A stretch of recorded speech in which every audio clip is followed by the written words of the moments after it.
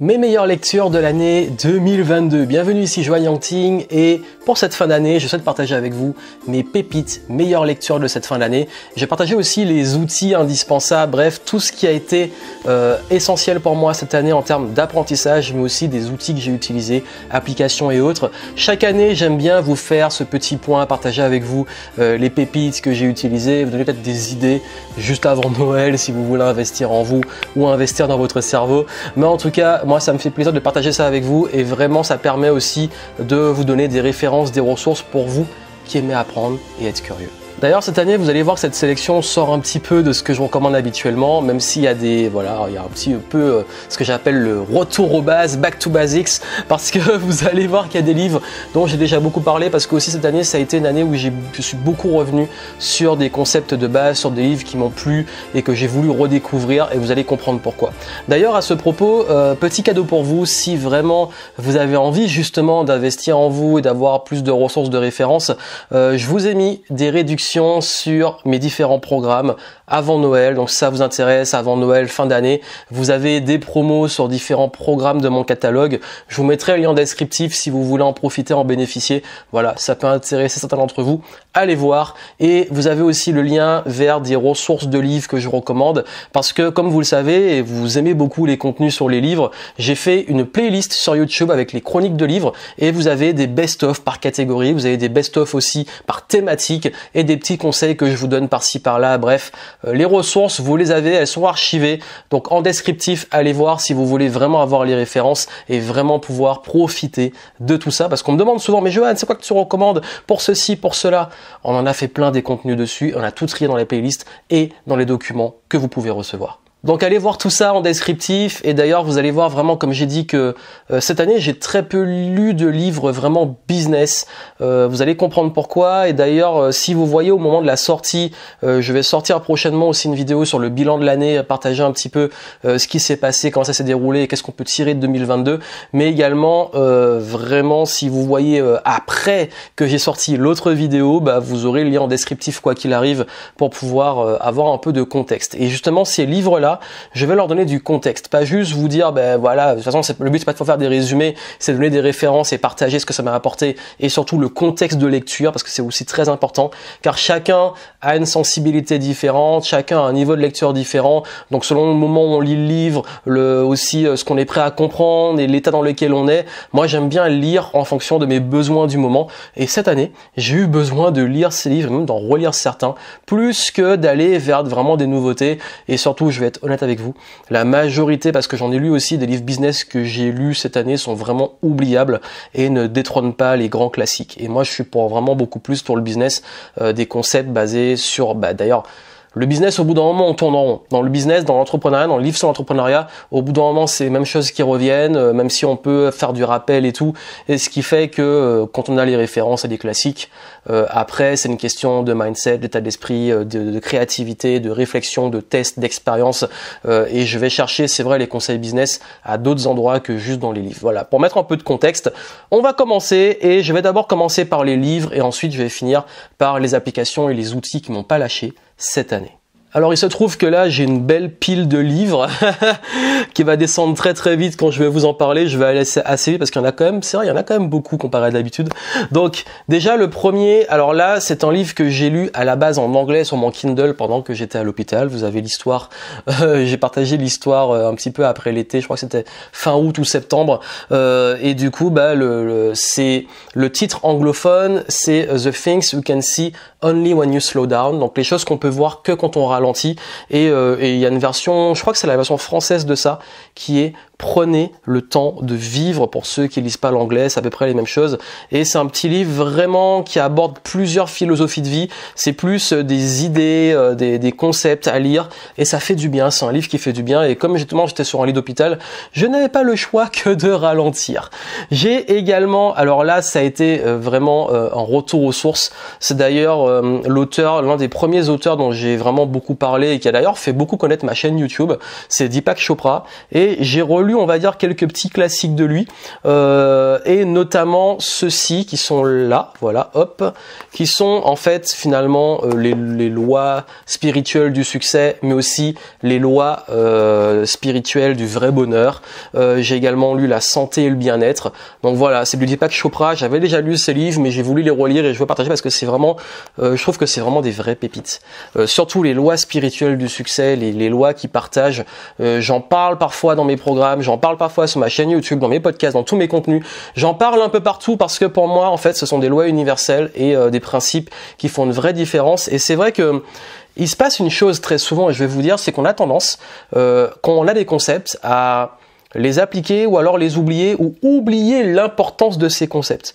Et c'est vrai que pourquoi je relis des livres, parce que je sais que c'est des livres qui à un moment m'ont beaucoup aidé et je sais qu'il y a des concepts qui ont été forts, que je peux appliquer de façon inconsciente, mais d'autres que je peux oublier et avoir un bon rappel, bonne piqûre de rappel, ça fait vraiment du bien. Autre livre que j'ai lu, alors celui-là je l'ai lu à la sortie de l'hôpital, ça va vous dire, bah oui en fait il y a un moment, comme je dis c'est du contexte, c'était un moment où justement j'étais sur des réflexions sur le fait de ralentir, sur le sens, etc. Et ce qui a fait que j'ai lu, donc je l'ai lu en anglais encore une fois sur mon Kindle parce qu'à l'hôpital j'avais pas, travailler des livres là-bas c'est pas pratique, mais j'avais mon Kindle et je lisais dessus. Et donc en fait j'en ai lu deux de Michael Singer. C'est en fait, donc là c'est L'âme délivrée, c'est The Hunted Soul, enfin je sais pas comment prononcer en anglais, le mot est compliqué. Je l'ai lu en anglais, mais je sais que j'avais la version française pour vous la recommander parce qu'elle est là aussi. Alors oui, parfois j'ai des livres en anglais et en français. Et du coup, j'ai lu aussi du même auteur, The Surrender Experiment, donc l'expérience d'abandon, de lâcher prise. Et du coup, c'est vraiment, pour le coup, un livre sur le lâcher prise, sur le fait de se laisser un peu porter par la vie, de faire confiance à la vie.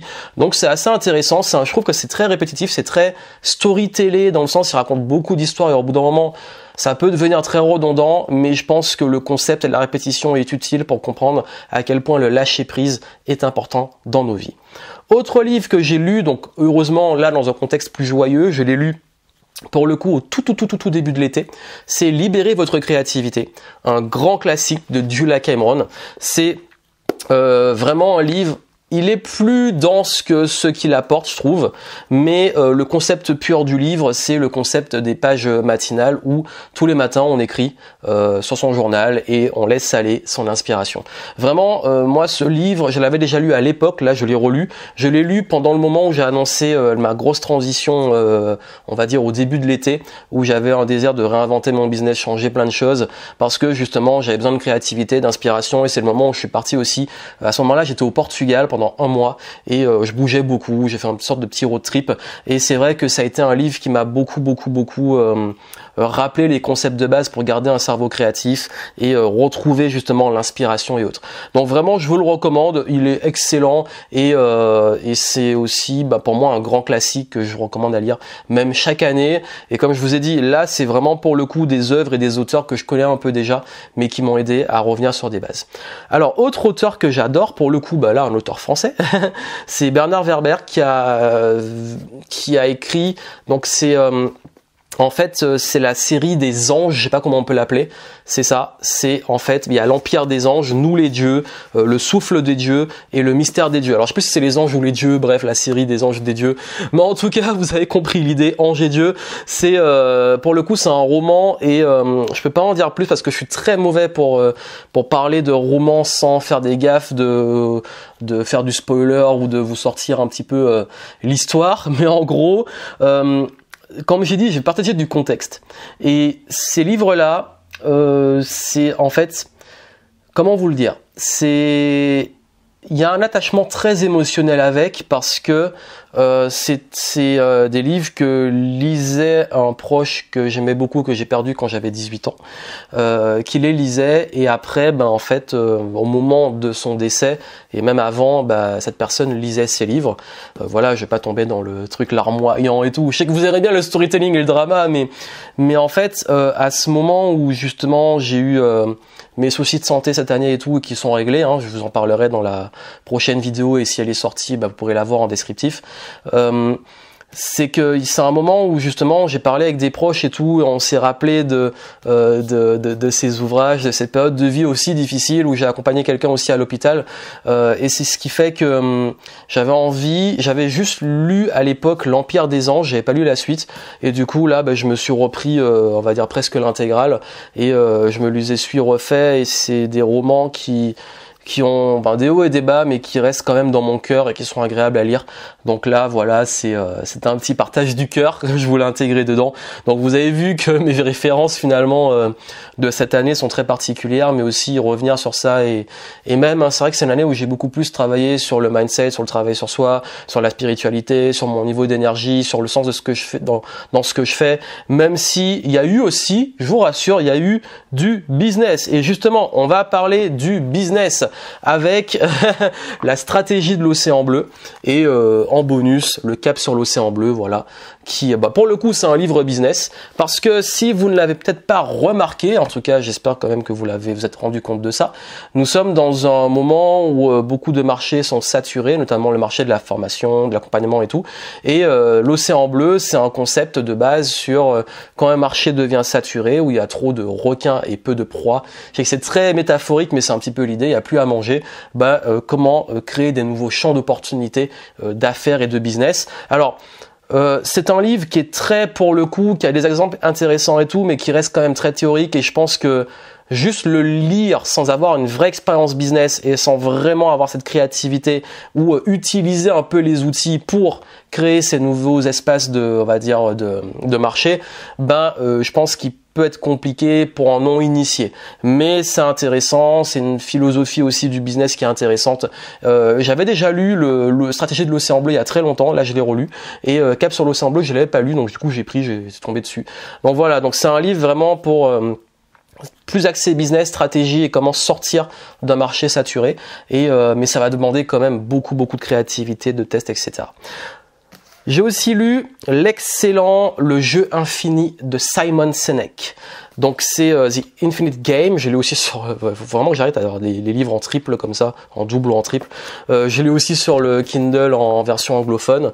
Et du coup, voilà, c'est Le jeu infini. Ça veut dire que vous avez le choix. Pour le coup, c'est encore aussi un livre un peu business. C'est l'auteur aussi du fameux pourquoi, le why, Start with Why. En fait, le concept est simple.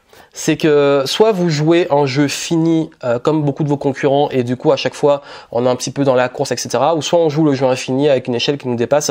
C'est une philosophie d'affaires et même de vie aussi qui est basée sur le fait de jouer sur le très long terme. Et vous savez, en plus dans l'écosystème game entrepreneur on parle de game, donc je peux pas passer à côté.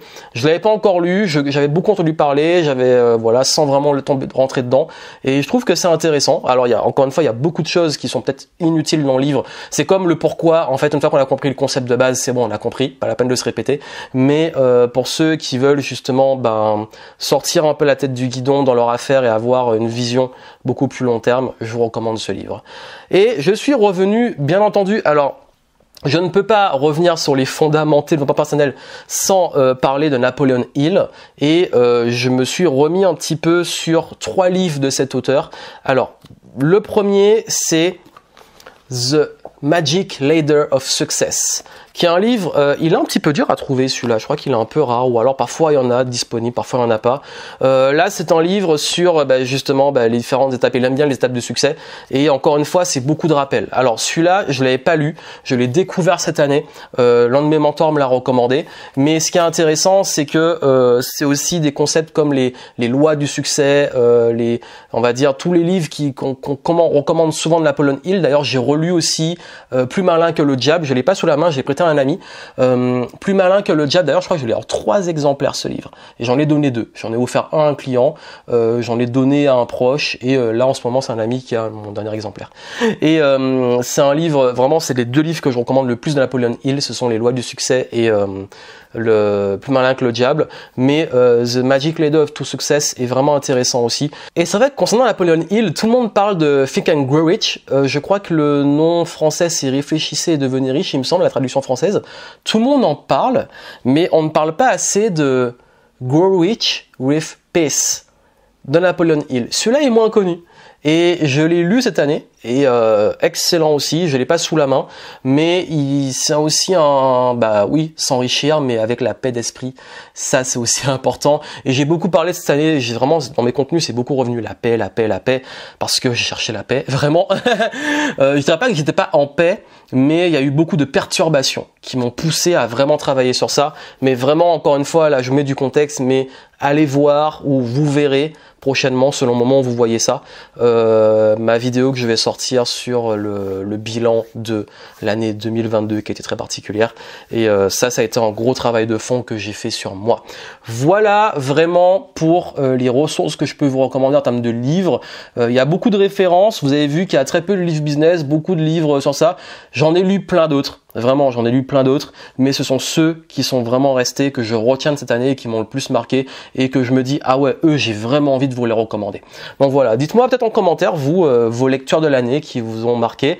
Et c'est intéressant parce qu'en plus, là, je me suis remis beaucoup à lire, surtout la deuxième partie de l'année, parce que là, je suis en train d'écrire mon prochain livre, donc pour écrire, il faut aussi lire. Enfin, c'est un petit peu un mélange des deux. Pas que ce que je lis va forcément m'inspirer directement pour le livre, mais juste de me remettre dans le fait de consommer une façon de s'exprimer, de transmettre le savoir, etc. pour me remettre dedans et avoir envie d'écrire. Voilà un peu pour les livres de l'année 2022. On va passer aux outils et applications que j'ai beaucoup utilisés cette année et que je vous recommande. Alors cette année, c'est vrai que j'ai beaucoup utilisé une routine, une application qui permet ça, qui est Day One, que j'ai d'ailleurs recommandé, je crois, l'année dernière aussi. Mais Day One est vraiment rentré dans mon quotidien. Day One, c'est une application de journaling qui permet en fait sur son téléphone, son ordinateur, sur son iPad, peu importe le support, de tenir un journal. Et chaque jour, on peut y mettre des photos, des vidéos, des audios.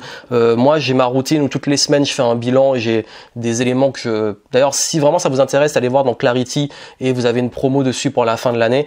Je donne ces systèmes-là de quelles questions se poser tous les jours, toutes les semaines, tous les mois, etc. Et du coup, j'utilise Day One pour tout classer. Et même si je le fais à la main et tout, je peux prendre une photo et le mettre dans l'application parce que l'application permet d'archiver et de retrouver ses notes d'avant.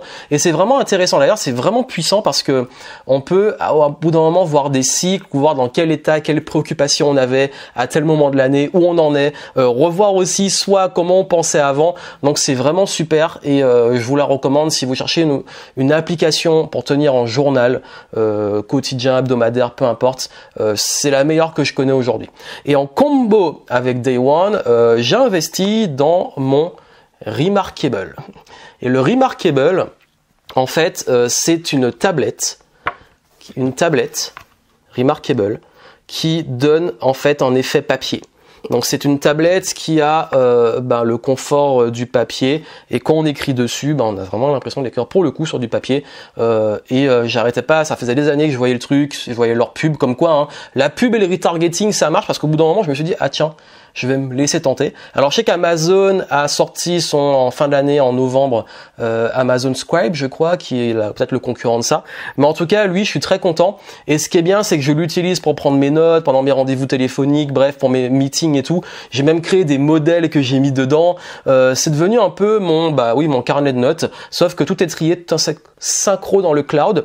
Et pour mon système de journal, moi, je vous le dis, ce que je fais, c'est que quand je tiens mon journal, j'écris tous les matins le journal dont j'ai parlé, qui est aussi la technique de libérer votre créativité. Et ce que je fais, c'est que tous les matins, je vais écrire et après, je vais m'envoyer le journal du jour dans Day One. On peut synchroniser, je peux l'envoyer par mail et après le mettre dans Day One. Bref, j'ai un process pour ça, j'en parle dans la méthode FAST qui elle aussi est en réduction pour la fin de l'année. Dans la méthode FAST, je parle de tout mon process d'apprentissage, de prise de notes, etc.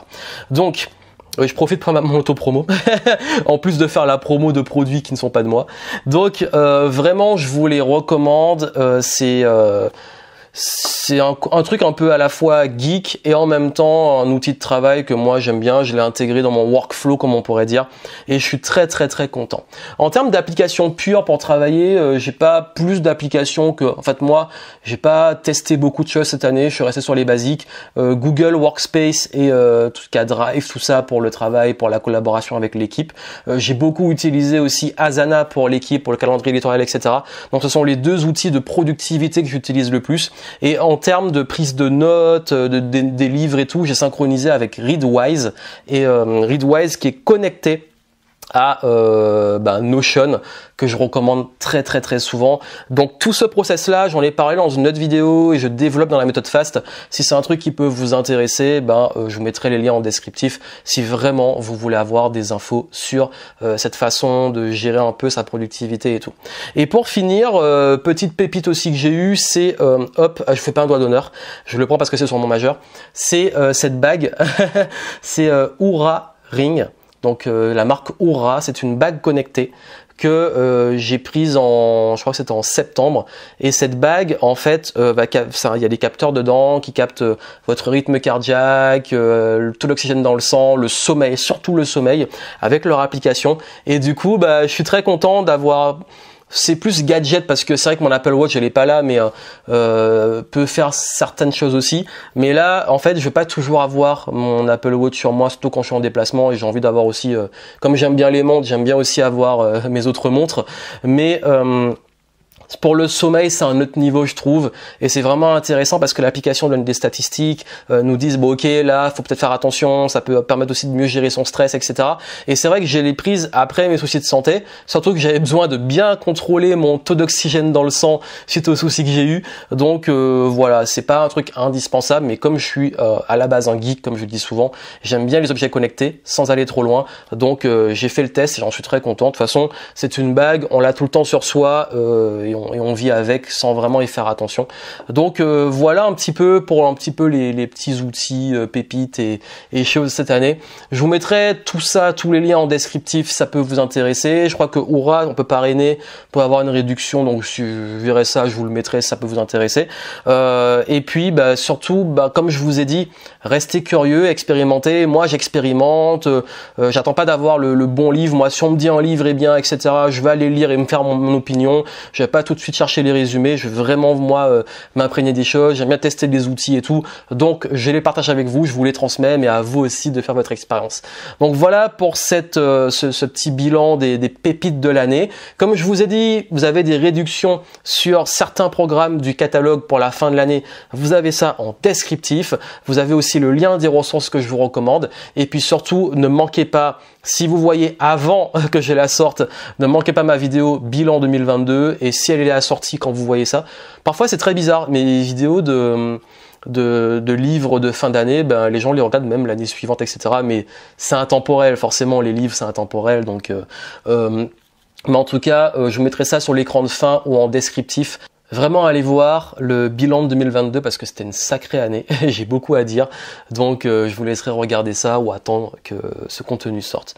Merci à vous de continuer à être fidèles et à suivre, et puis on se retrouve pour de nouvelles aventures. Je recommande souvent non seulement des pépites mais aussi des conseils pour vous aider à level up dans votre vie et dans vos affaires.